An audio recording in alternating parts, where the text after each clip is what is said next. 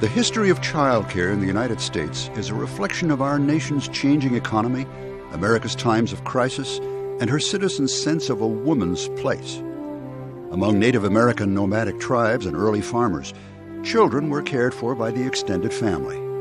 For early European immigrant groups, it was the same. Farm children were expected to help with the harvest. Large families were the norm.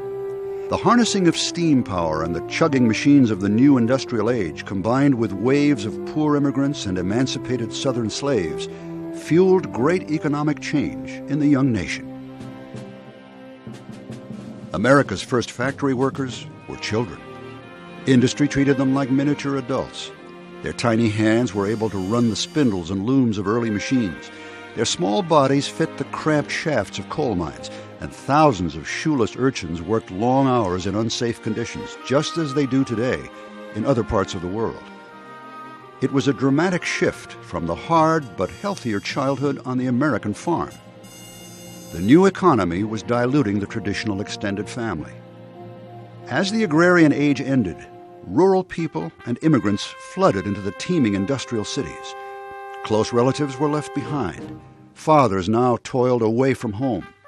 Mothers whose husbands were killed or permanently injured by the dangerous work of the day, or who fled an abusive spouse, were often left penniless, with no option but to work outside the home for food. They had no choice but to leave their children with others, or even alone. Public attitudes had a profound effect on the early days of childcare.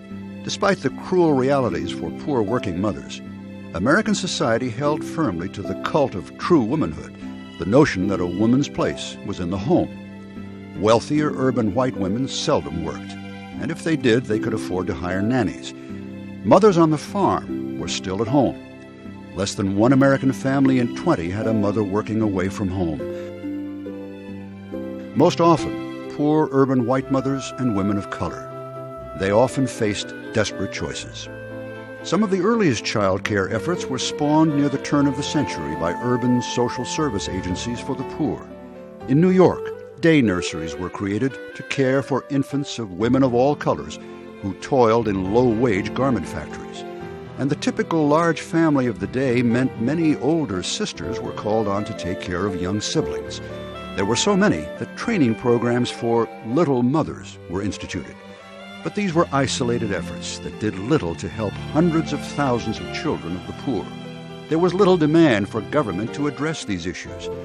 It would be decades before these citizens even had the right to vote, and before women began to bring what had been considered private issues into the public sphere. Only in times of national crisis did the government's attitude change. When the economy collapsed in the 1930s, so many nurses and teachers were out of work that the government launched a large program creating centers for children of the poor. Ironically, they helped care for the children of thousands of mothers forced to take menial work when their own husbands lost the family wage job that used to support them all. For very young children, this Depression-era effort focused primarily on their health and nutrition, but there was an educational component for older children as well. During wartime, the need for women to replace men in factories forced government to provide support for working mothers. But again, these efforts dealt first with getting the mother into the workforce, an economic consideration, not with the importance of early care and stimulation for the preschool children who entered these programs. Washington State's history mirrored the rest of the nation. During World War II, thousands of women workers in aircraft factories and shipyards could count on quality, subsidized child care nearby. But after the conflict ended and men started to return to the factory, these child care facilities were closed. It would be decades before the government looked seriously at the issue again, in spite of the steady stream of women moving into the American workforce. In 1940, before the start of the war, only one family in 10 had a mother working outside the home. That number grew rapidly during the 40s. By 1950, it was one family in 6. But despite these statistics, public perception was still that good mothers didn't work. In the new age of television, women could increasingly be seen working on the factory floor. But television programs like Leave It to Beaver and Father Knows Best and other media perpetuated the image of the stay-at-home mom as the norm. At home, George's mother's job is to take care of her family. George's father's job is to be a telephone man. When George's dad goes to work, George goes to school because that's his job. In the early 60s, another war brought government back to the issue of child care. This time, the war on poverty created the Head Start program. Again, it dealt with child care as an issue of impoverished families. But unlike previous efforts, it had a significant educational component as well. Slowly, the idea was taking hold that early childhood education could be beneficial. By the mid-60s, almost one Washington family in 3 had a working mother. But professional child care was hard to find or non-existent for those working mothers without nearby family or friends to call on. And sadly, those few facilities that were in business were often woefully unprepared to provide quality or even safe care. Child care was still below the radar of most leaders and politicians. This changed dramatically in the winter of 1966, when a daytime fire in a Seattle daycare killed 3 children and critically injured 4 others. The heartbreaking newspaper photos and the fact that the home was unsafe and unlicensed led to a public outcry for stronger enforcement of state regulation of family child care homes. By 1967, the state's licensing laws started to have teeth. What the media attention brought to light was the relentless flow of mothers entering the workforce. The rising employment rate of middle-class white women was especially significant in increasing visibility of the issue. This would have far-reaching implications in the decades ahead. The 70s saw continued growth of working women and the biggest defeat for child care in the nation's capital. A far-reaching child care bill calling for federal funds for a wide range of programs beyond simply helping the poor was vetoed by President Richard Nixon. When conservative opponents of the program claimed that federal involvement in child care was a government intrusion on the American family and smacked of communism, the bill died a quick death. The 1980s were especially significant in Washington state. For the first time, research showed that the majority of mothers with young children were in the workforce.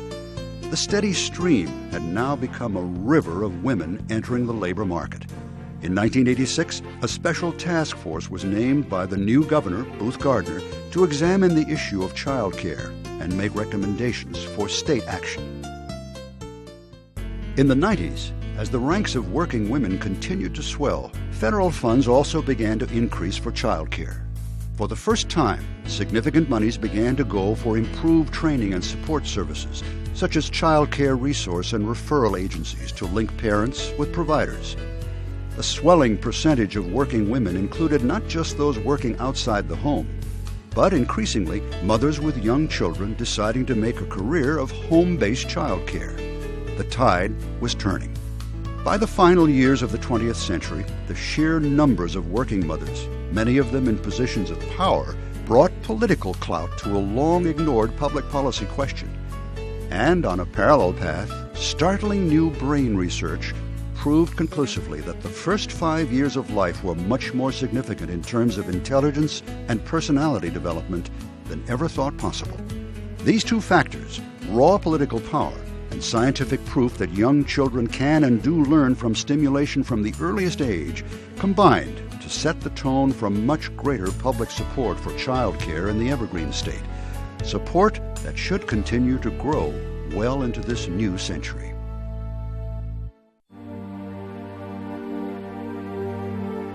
In a little more than 100 years, America has changed from being a developing nation that exploited the labor of its youth, literally robbing them of their childhood.